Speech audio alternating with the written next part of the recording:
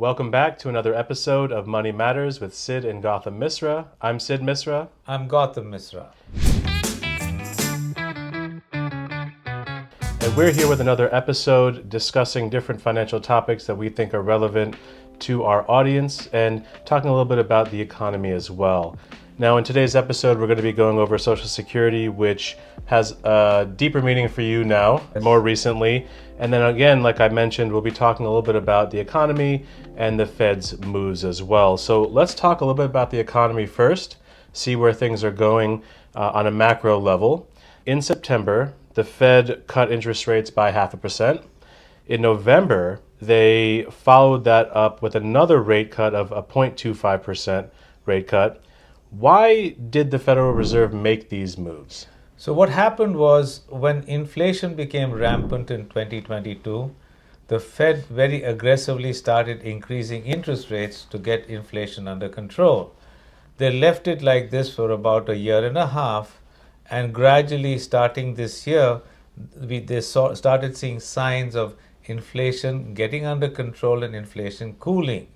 One of the biggest concerns when you keep interest rates very high is that the economy can go into recession. Here they tried to time it pretty well, and in September they felt that the economy had reached a point where they could reduce interest rates.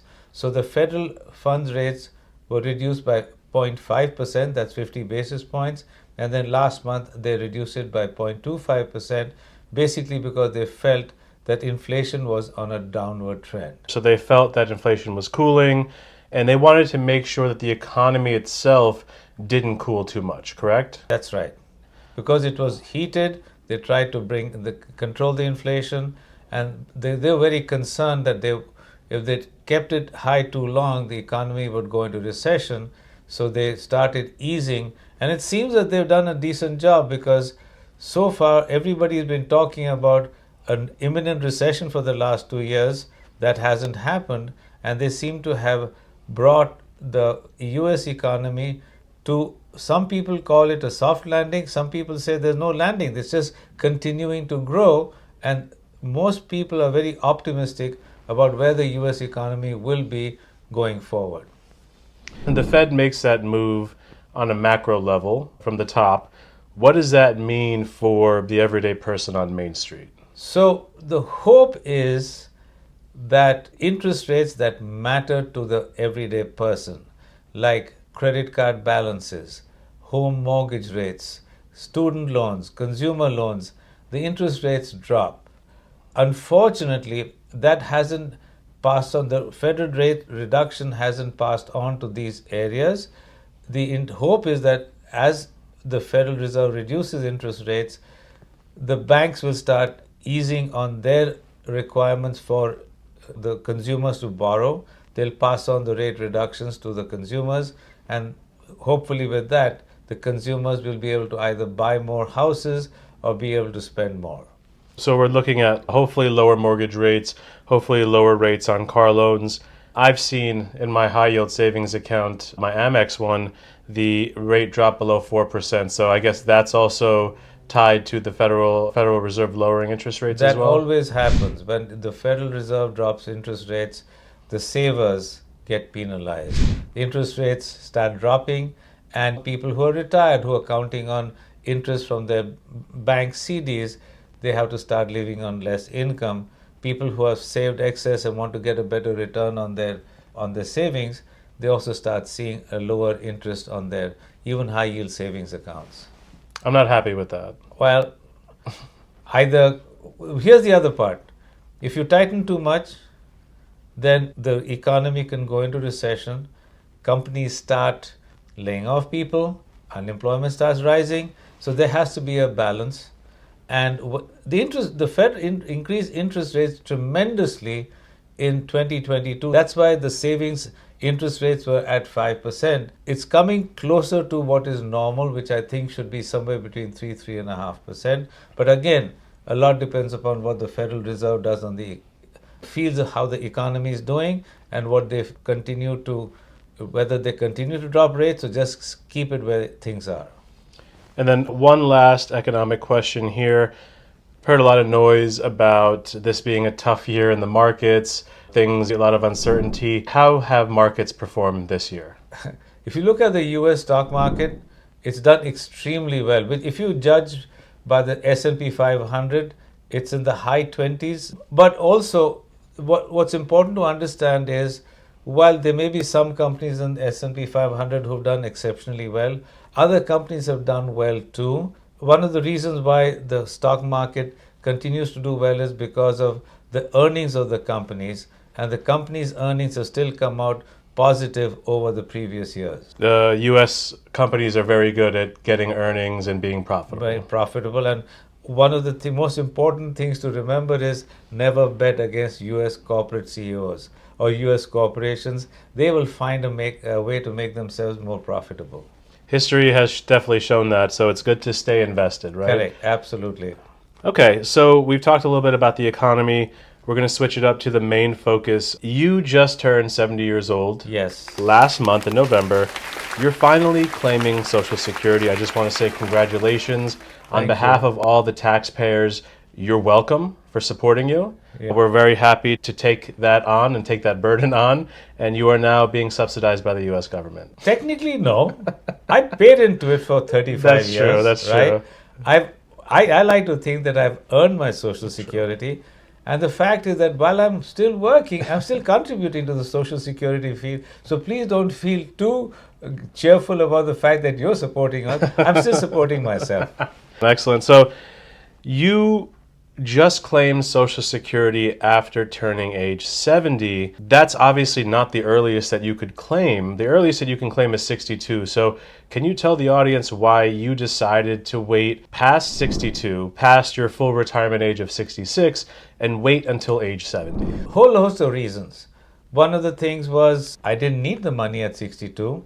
I was still working. I'm still working, so I was still contributing to Social Security. If I started taking it at 62, the percentage reduction for me based on my full retirement age would have been 25%. Mm-hmm.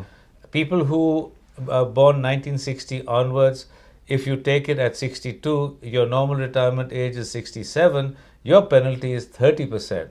So I didn't need it. That's number one. Number two, since I was working, if I had claimed it early, I would not have got any Social Security at all because I would have exceeded the income limits. There would be absolutely no point in claiming that. Next point is, at 66, when I made an evaluation, I felt that I didn't need it. Again, I'm still working, bringing in decent income. I wanted to delay it as much as possible. One of the most important things to remember is, from your normal retirement age till the age of 70, you get an 8% increase on your Social Security. So if you retire at your normal retirement age is 66, you get a 32% increase based on your normal retirement age. If your normal retirement age is 67, you get a 24% increase. Additionally... So that's if you wait until age 70, age right? 70, 8% right. Per year until age 70. Yes, per year. So you have 4 years or 3 years, and that's how you get 32% of 24%. And that stops at 70. So 70 should be the last age at all that you wait. Because after that, there is no further increase. Okay. One other point, what people don't understand is, not only do you get an 8% increase, but you also get the inflation adjustment that is provided by the Social Security Administration for whoever is claiming or not claiming Social Security. To give you an example, in 2022, the Social Security COLA adjustment was 8.9%. That's cost of living adjustment. So even though I waited, I also 8.9% was factored into my calculations. Now, real quick, even if you don't wait, you're still claiming, you're getting those COLA adjustments. So most people think that if you're claiming it and you're receiving it, you get the COLA adjustments. If you're not, they get concerned that you may not be receiving it. So this way, what I want to say is, even if you're waiting, you still get the COLA adjustments in your calculation. So we'll talk about that. That other factor is your possible surviving spouse. Yes. So here's the thing. A lot depends upon the age gap and the earning capacity of your spouse. One of the things to remember is, whoever is the higher earner in a couple, when that higher earner passes, the surviving spouse will drop their own and pick up the higher earner's social security payment. In this case, my wife is a little over 5 years younger than me. She will, if I pass before her, she will drop hers and pick up my social security, which is reflective of the 32% increase based on my normal retirement age.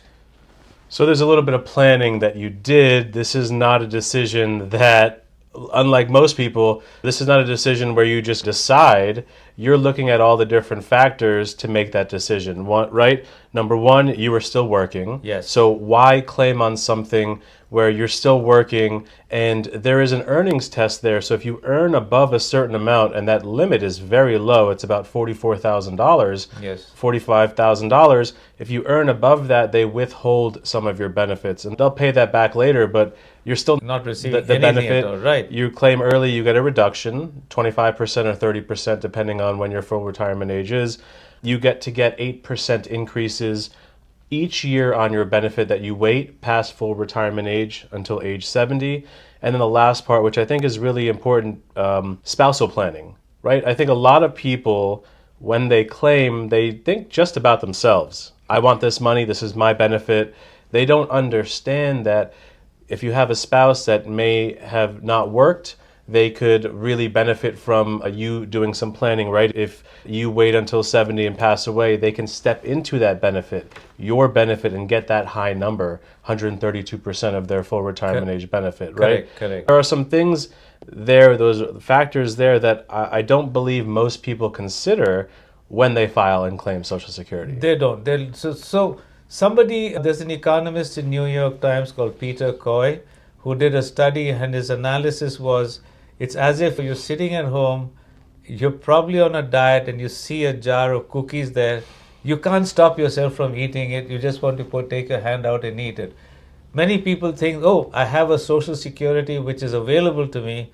Why can't I just take it? It takes a lot of discipline to not reach out and claim Social Security and follow the proper financial path. So that's the reason why many people end up taking early. Other people have a necessity. They haven't saved enough. And I've had some clients who needed to do that because they came to me much later in their planning stages. And they've had to take Social Security early. But otherwise, most people at least wait till their normal retirement age, or if they can wait till later, that's what they do in terms of calculations and their claiming strategies. So again, we're talking a little bit about when people should consider claiming. We talked about income need, right? If you're still working, does it make sense to claim early, take that reduction in benefits, possibly have those benefits withheld because you're exceeding the income limit, right? The earnings test. Right. Longevity and health is another one. Yes. If you know that you have a short lifespan, if there's some sort of medical or conditions that you're dealing with, you may want to claim early. But if you can see family history, you have a long longevity, if you live a pretty healthy life, it may make sense to delay and try to ride that out and get more money. Absolutely. A lot of times the first reaction is the healthy people, they live normal lives. The biggest thing is, what if I die early? Yes, that's one way. But the other thing is, what if you live too long? And there's a big difference as to waiting to normal retirement age or till age 70 and taking it early. And we have the calculations to be able to show to the clients that what is the break-even point and how much additional income you could be earning from Social Security by adopting the right strategy for yourself. Doing a little planning beforehand and not just making a decision in haste without having the full information and picture. Correct. I think part of that too is spousal planning. I don't think a lot of people understand that a spouse can claim on their spouse's work benefit, right? Absolutely. How does that work and how much is it? So typically the spouse, if you haven't worked or even if you worked, you can claim 50% of the higher earning spouse's benefit that the person would have received at normal retirement age, at full retirement age. So if at 66 somebody qualifies for, let's say, $3,500, their spouse, when they reach full retirement age, can earn 1,750 based on the higher spouse's earning history. Now that is also, it's going to be the higher of that 50% number or based on their own work record. On their own work record. And the thing is, the higher earning spouse has to have started claiming Social Security before the spouse can start work on claim on the spouse's 50% benefit, right? Yeah. And then again, we talked about a surviving spouse stepping into that spouse that passed away, stepping into their benefit, right? And so the benefit of waiting, if you're the older spouse, you're earning more money, possibly delaying your claiming, because if something happens to your surviving spouse, can then step into that, let's say, age 70 benefit with the 8% increases. So up to that point, and then all the future COLA adjustments are calculated on that higher amount. One thing that people should not base their claiming strategy on is family and friends. Absolutely. There's so much of misinformation going around there all the time. I come across clients all the time saying, but so-and-so is doing this, so-and-so said that. We've had to tell them that's not correct. We can help them plan their Social Security claiming strategy so that they can get the most optimal income out of what they've paid into throughout their lives. And it's not just that sometimes the information is incorrect. They may be correct, but they may be correct for their specific situation. And I think it's important to note that if you're claiming, your situation is going to be different than your family members, your neighbors. There are different things that you may require or they may require. That is why when you come up with your claiming strategy, it has to be personal to you. Absolutely. Even financial planning, Social Security planning, all these are very personal issues. They have to be developed for each client so that they can do the best or get the best benefit for all these avenues of income that are available to them. Okay. So we're talking about Social Security benefits. I want to talk a little bit about how they're actually calculated and what people can do to increase the benefit that they're getting. So can you talk a little bit about, how Social Security benefits are calculated? So what happens is the Social Security Department receives all your W-2 wages or Social Security, income from self-employment income. They take into account the highest 35 years of your earnings. Then they index it, that's called average index monthly earnings. They index it and bring it to the present level. And then they have a calculation about bend points. It gets a little technical. All I want to say is the lower income get a slightly higher percentage of their average index earnings in terms of Social Security. And then the higher your earnings levels are, the percentage of benefit reduces relative to that calculation. But that's something that the Social Security Department does. So one of the things to keep in mind is make sure that your Social Security or salary earnings or your self-employment earnings are accurate. Make sure that you have your full 35 years at least. If you've already got them, try and keep working so that the lower earning years are eliminated. If you did work a particular year, that's treated as a 0 year.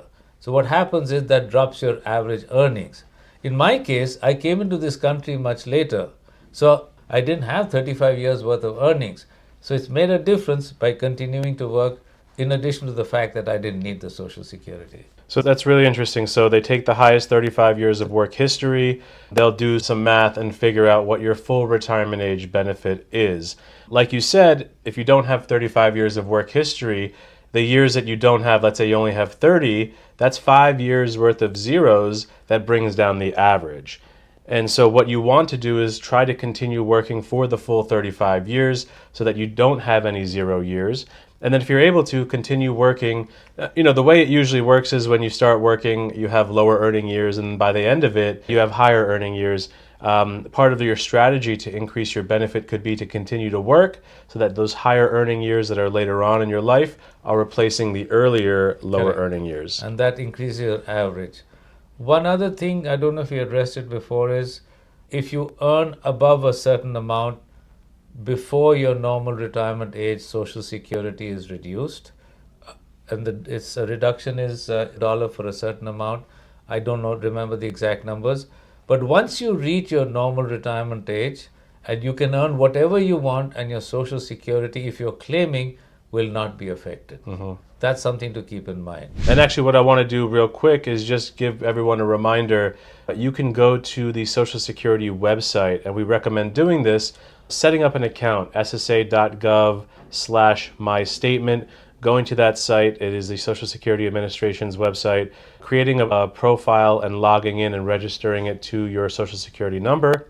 And on that site, you can see your work history. You can make sure that you have the full 35 years there. You can go back and see if the information is accurate. Now, they're usually pretty good about it, but sometimes an employer maybe didn't submit something. And obviously, if you have a lower number there or a zero, that's going to affect your benefits. So you want to make sure that you can address that beforehand. Correct. And then from a security standpoint, I think it's really important that you go on, even if you're young, I've done this myself, go on and register for the site, because that way you've secured it to yourself. It makes it much more difficult for somebody else, maybe with some nefarious intent, to try to log in on your behalf and to take your login information. So by you logging in now, you secured it to yourself, and you make it much harder for somebody else to try to do that for you. Now, the second part about what your benefit is and how it's calculated is based on when you claim. We touched on it a little bit, so I'll just go over it real quick. Your full retirement age is age 66 if you were born in 1954 or earlier, and it's age 67 if you were born in 1960 or later. If you claim before your full retirement age, you're going to see a reduction in benefits. If you claim as early as 62 and your full retirement age is 66, that's a 25% reduction in benefits. If your full retirement age is 67 and you claim at 62, it's a 30% reduction in benefits. Right. That doesn't go up, right? You don't get that money once back. You start taking it, that's where you lock it in. So you've locked in a 25% or 30% reduction for life. Yes. And yeah, you may be getting those cost of living adjustments, but it's those adjustments on a 30% or 25% reduced number, correct, right? Smaller number. Okay. So it's really important that you understand how Social Security is calculated, what you can do to improve your benefit, continue to work longer, replace those lower earning years, and figure out when is the optimal time to claim. Not as early as possible, but when it makes sense for you and your finances. Correct. Absolutely. Okay. I want to talk a little bit about some of the misconceptions around Social Security. Okay. I want to start with one that I keep hearing a lot of, and it's Social Security is running out of money and it's going broke. Yes. What is going on there? Is there any truth to that? So far, what's happened is in the Social Security Trust Fund, there is a surplus. That surplus is being used to meet all the Social Security obligations which are being paid out. That surplus is expected to run out based on various calculations by 2034. What that means is after that time frame, the collections are expected to only pay 78% of what has been promised by the government. It doesn't mean that Social Security will stop. It doesn't mean that Social Security is broke. It's just that it's not receiving enough tax revenue to be able to pay what their commitments are. Somewhere down the line, closer to that time frame, there will probably be a sort of move to be able to improve Social Security collection, adjust Social Security calculations. Whatever comes up at that point in time will probably cover the people who are currently receiving Social Security or close to it. But I think the younger cohort of people like you will probably have to make some more adjustments or have to pay more taxes. There could be a whole host of revenue enhancement steps that the Congress takes to be able to take care of that.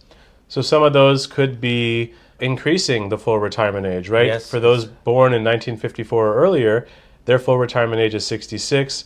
That moved up to 67 for those born after 1960 and later. Yes. So they very well could increase the full retirement age. That is something that would help them make those commitments and those payments.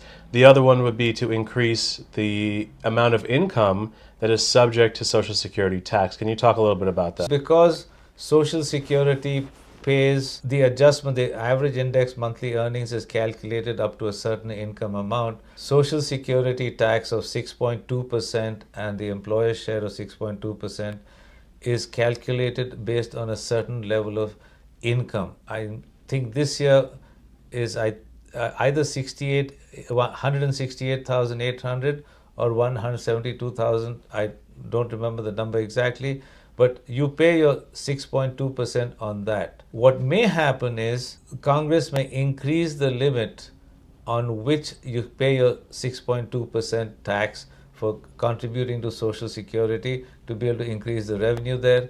There was a talk some time ago saying that between 172, whatever the number is currently, till 400,000, there'll be no increase, but people who earn more than $400,000 a year may be asked to contribute to Social Security.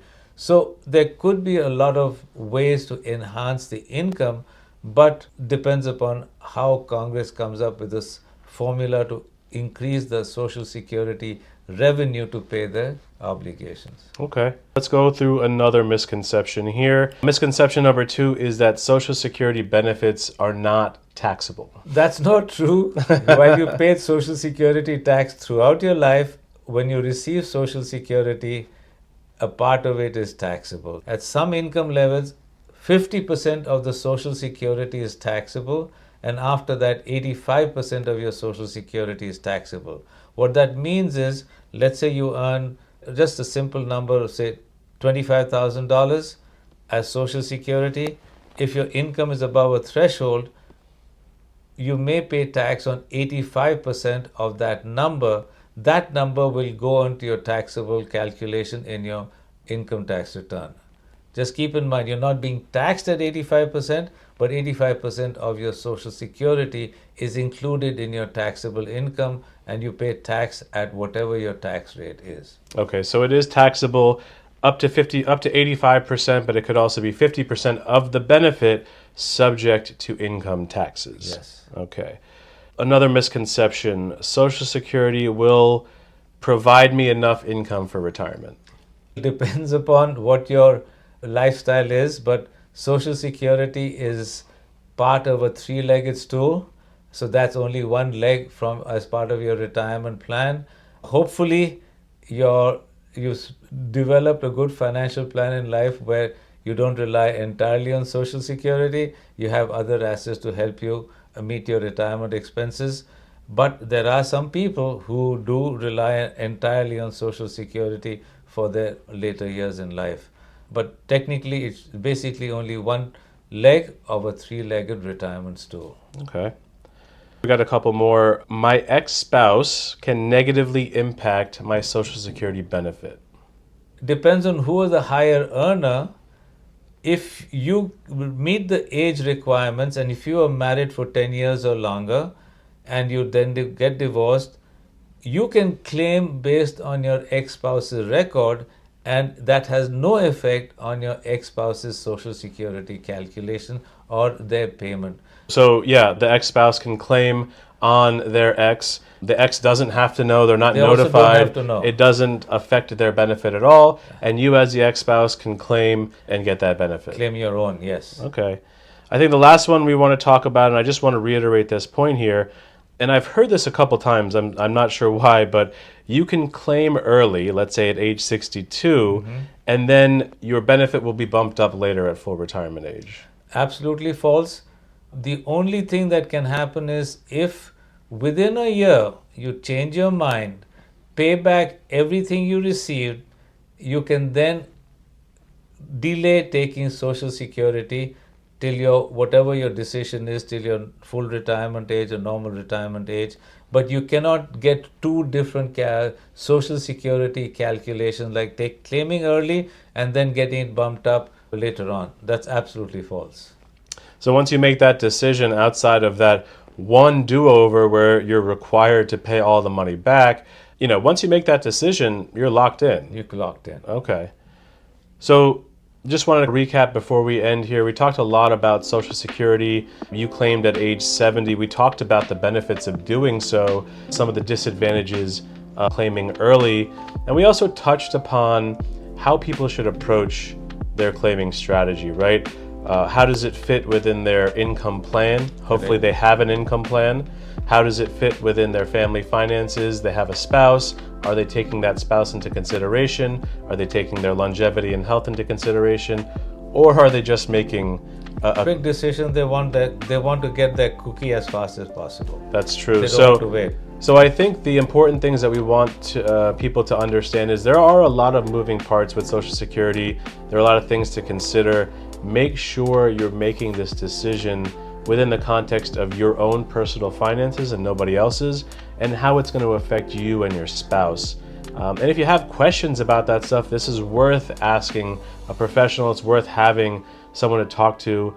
This fits into your income plan, so if you don't have an income plan on how you're going to take your money out in a tax-efficient manner and a way that it doesn't run out, that's something that you're also going to want to consider. Absolutely. Consult with somebody who can help you calculate and help you navigate the Social Security Administration's website and the calculations and when to claim, and depending upon the rest of your income sources. Because again, especially we're in New Jersey, especially for people that are living in high cost of living areas, Social Security is not going to be enough to survive on. Not at all. We look at it as financial planners as a supplement to the other assets that you've hopefully built up in your life, and we're looking at how much that takes care of within the context of your income need, and then where the other holes are that need to be filled. That need to be plugged, yes. Right? Yes. There's a lot going on with Social Security. Make sure you're making an informed decision. Make sure you're making a decision based on your context and your finances,